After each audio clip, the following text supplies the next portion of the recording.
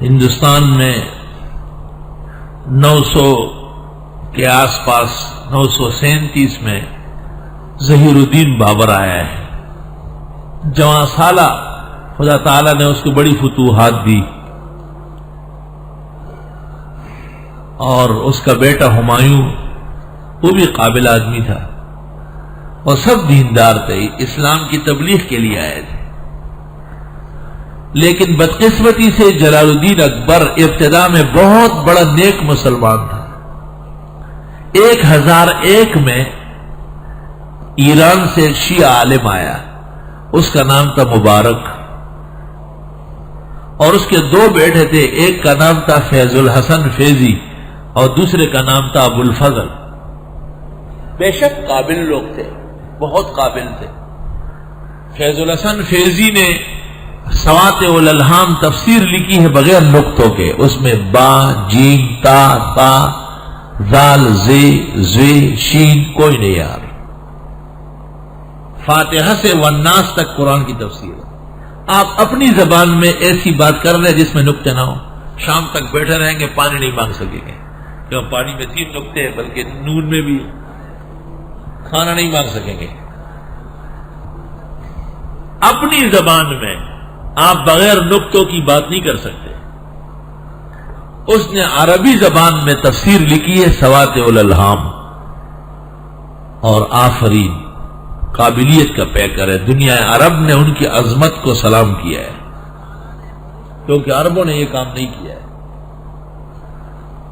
بدقسمتی سے یہ لوگ دیکھ رہے تھے کہ مغلیہ سلطنت احناف کا محور و مرکز ہے، اہل سنت کا. انہیں متاثر کرنے کے لیے اکبر بادشاہ کو طرح طرح سے ورغلایا. اس زمانے میں ایک محدث تھے، شیخ المحدثین مولانا محمد نبی، اس کو غلام نبی بھی کہتے ہیں. ان کے جوتے اکبر بادشاہ سر پر رکھتا تھا. فیض الحسن فیضی کو بہت ناراضگی تھی. اس نے پہلے تو دربار میں شیخ المحدثین ان کے مسائل غلط کر دیے سب، تاکہ بادشاہ کے دل سے اس کا روب اترے. اور پھر وہ دن آ گئے کہ بادشاہ نے ان کو زندہ سرکش گھوڑی کے ٹانگوں سے باندھا، اور ٹانگیں، وہ گھوڑی ٹانگیں مارتی تھی، اور محدثین، شیخ المحدثین ذرہ ذرہ ہو گئے. اور جتنے بڑے علماء تھے سب قتل کرایا اکبر باز. ایک دن میں 400 علماء قتل کیے. عہد اکبری میں لکھا ہے، جو اکبر کو غلط کہتے تھے. اور فیضی نے اور مبارک نے اور ابو الفضل نے ان کو کہا کہ بادشاہ سلامت، دین محمدی پر 1000 سال گزر گئے. 1000 سال. اور یہ دین اختلافات کی وجہ سے ختم ہو چکا ہے. اور بادشاہ سلامت کا مقام ابو حنیفہ و شافعی سے کم نہیں، اولو الامر ہے. آپ جو کہیں گے وہ دین ہوگا. تو بادشاہ نے کہا کہ کیا کرے؟ کہا ہندو، مسلم، ڈوگرے، بتڑے سب کو ایک کر دیتے. تو بادشاہ نے کہا اس کے لیے کا نیا مذہب بناتے ہیں، دین الہی کے نام سے نیا مذہب بنایا. اور اس کے 9 ممبر تھے، 9 رتن. بادشاہ اس کا صدر تھا، اور کلمہ جاری ہو گیا، لا الہ الا اللہ، اکبر خلیفۃ اللہ. اور بادشاہ کو کہا، بادشاہ سلامت آپ سو رہے تھے، آپ کو الہام ہو رہا تھا. بادشاہ نے کیا الہام ہوا؟ یا ایھا البشر لا تذبحوا البقر فان تذبحوا البقر فماواکم السقر. خبردار کہ گائے ذبح کی جہنم چلے جاؤ گے. بادشاہ نے حکم دے دیا، خبردار کسی مسلمان نے گائے کاٹی، گائے کشی پر پابندی لگ گئی. مسلمان لڑکیوں کو ہندو فوجیوں کے حوالے کیا، ہندو لڑکیاں مسلمان فوجیوں کو مجبور کیا کہ نکاح کر لو. اور دربار میں ہم وقت آگ جل رہی تھی تاکہ مجوس خوش رہے. اور اتحاد الادیان کے نام سے ایک دینی الہی گن بلا مچا دیا. اور وہ دینی محمدی جس کو ظہیر الدین اور اس کا خاندان فرغانہ اور رشدان سے لے کے آئے تھے، اس کو تس نس کروا دیا. جب یہ صورتحال بن گئی تو سے ایک موحد عالم شیخ احمد سرہندی، جسے دنیا نے مجدد الفسانی کہا، اس نے وہاں سے جھنڈا اٹھایا اور اس کے خلفاء اور مرید و شاگردوں نے وہاں سے بادشاہ کا رد شروع کیا اور تقریر شروع ہو گئی۔ پورے ہندوستان میں تحریک اٹھی۔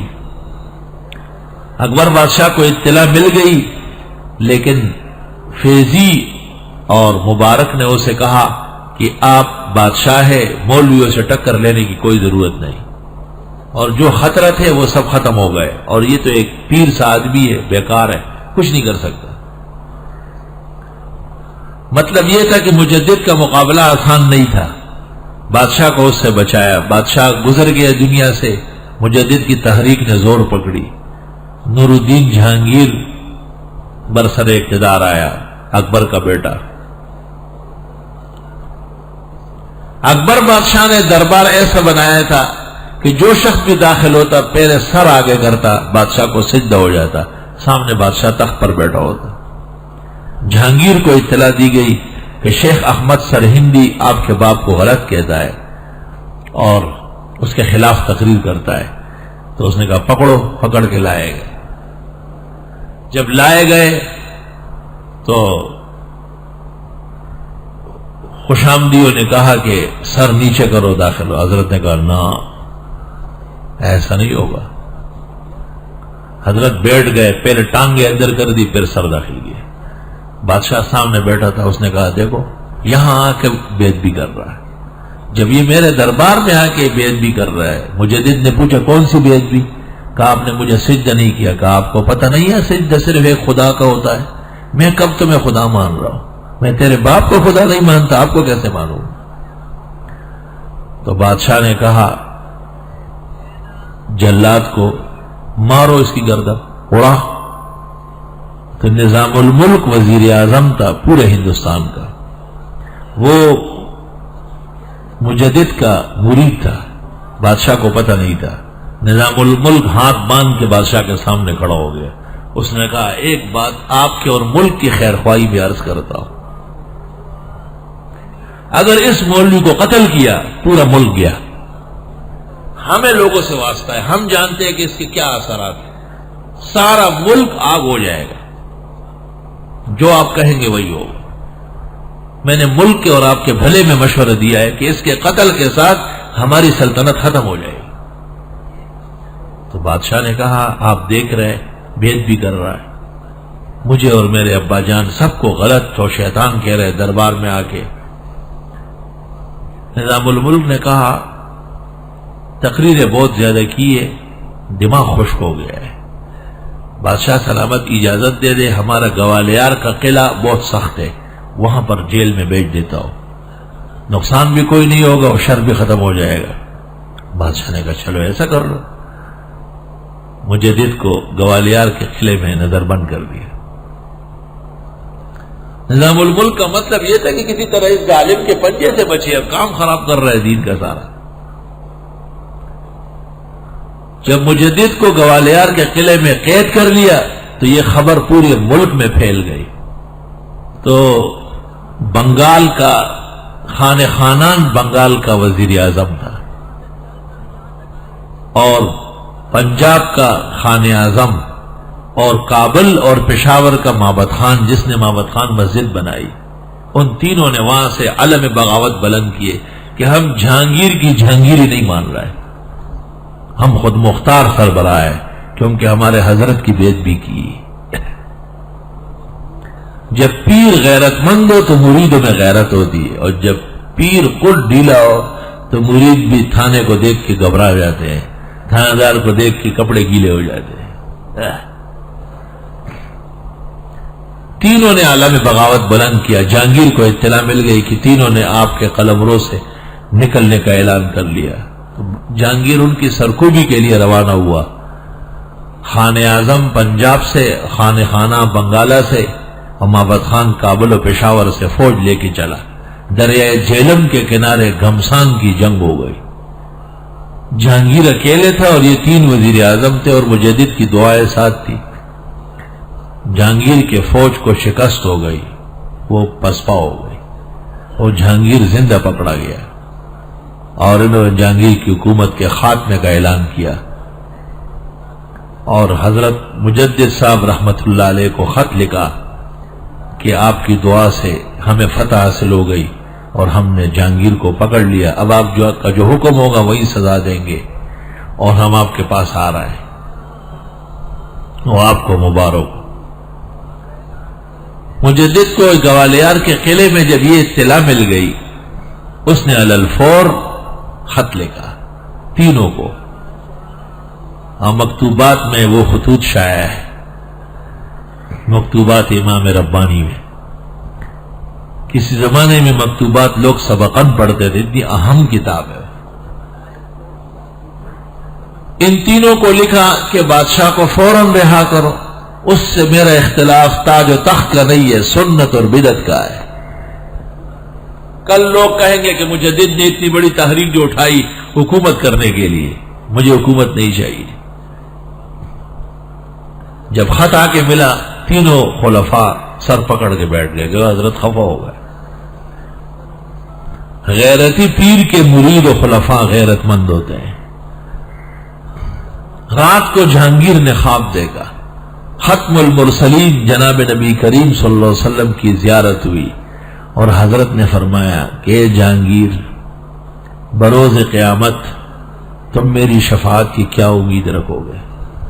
آج ہندوستان کی سرزمین میں ایک شخص ہے جو اللہ کی توحید و میری سنت بیان کر رہا ہے، آپ نے اس کو جیل میں ڈالا ہے، اور بروز قیامت تم مجھے کیا منہ دکھاؤ گے؟ جہانگیر جب نیند سے بیدار ہوا، اس کا کلیجہ پھٹ رہا تھا، دماغ پھٹ رہے تھے اس کے کہ اوہو یہ میں نے کیا کیا ہے۔ ادھر سے یہ تینوں پیش ہوئے اور جہانگیر کو کہا کہ آؤ باہر، آپ کی حکومت بحال ہے۔ جہانگیر نے تو خود بھی خواب دیکھا تھا، پریشان تھا، پوچھا کہ انہوں نے میری حکومت کیسے بحال کر دی ہے؟ کہا کہ مجدد کا خط آیا ہے اور ان پر ناراض ہوئے ہیں، جہانگیر کو رہا کرو۔ جہانگیر نے ان کو کہا کہ میں آپ کے ساتھ مجدد صاحب کے پاس جانا چاہتا ہوں معافی مانگنے کے لیے۔ یہ تینوں اور چوتھے جہانگیر بما لشکروں کے گوالیار پہنچے۔ حضرت کی خدمت میں جہانگیر نے سر رکھا، آپ نے سر اٹھایا، فرمایا یہی تو آپ سے اختلاف ہے کہ یہ سر پیدا کرنے کے علاوہ کسی اور کے سامنے نہیں جھکتا، مجھ سے بجز خدا کے کسی کے حضور میں اپنا سر نیاز جھکایا نہ جائے گا۔ اس نے کہا معافی، حضرت نے فرمایا معافی ایسی نہیں ہوتی، دربار میں آگ بجھاؤ، مسلمان لڑکیاں ہندوؤں کے پاس گئی ہے، نکاح نہیں ہوا، واپس کرو۔ مسلمان لڑکوں کو مجبور کیا ہے آپ کے باپ نے کہ وہ ہندو چوکریوں کو رکھے، وہ زنا محض ہے، واپس بھیج دو۔ اور آپ کے ظالم باپ نے گائے کی قربانی پر پابندی لگائی، جبکہ خدا کا حکم ہے ان اللہ یامرکم ان تذبحوا بقرہ۔ سرکاری اہلکاروں کی نگرانی میں بڑے بڑے چوک اور بازاروں میں سر عام گائے کٹواؤ، اسلام کی عظمت بحال ہو جائے، سر عام گائے کٹواؤ۔ جہانگیر بادشاہ نے شاہی پیڑ، جس کو اس زمانے میں عہد نامہ کہتے تھے، وہ آگے رکھا، نیچے دستخط کر کے مہر لگائی، درمیان خالی اور حضرت کے سامنے قلم، اور وہ رکھا کہ حضرت جو چاہے اس پر لکھے، مجھے معزول کرے تو میں خوش ہوں، جس طرح سزا چاہے۔ حضرت نے حمد و ثنا کے بعد بسم اللہ لکھ کے 30 اصلاحات فرمائی، 30۔ آج بھی کوئی اسلامی حکومت ان 30 اصلاحات کے بغیر 20 نہیں کر سکتی۔ اللہ روئے زمین پر فساد مچتا ہے، اللہ امت کی حفاظت کے لیے ایک غیور مومن پیدا کر لیتا ہے۔ ان اللہ یبعث لہذه الامہ علی راس کل 100 سنہ من یجدد لہا دینا۔ پہلا مجدد عمر ابن عبدالعزیز اور آخری مجدد شیخ احمد سرہندی، درمیان میں اور اس کے بعد سب اختلاف۔ یہ عجیب بات، عمر ابن عبدالعزیز کے کارنامے میں اسی طرف کے، اور مجدد نے بغیر تاج و تخت کے جہانگیر کی جہانگیری کو ہلا دیا ہے بالکل۔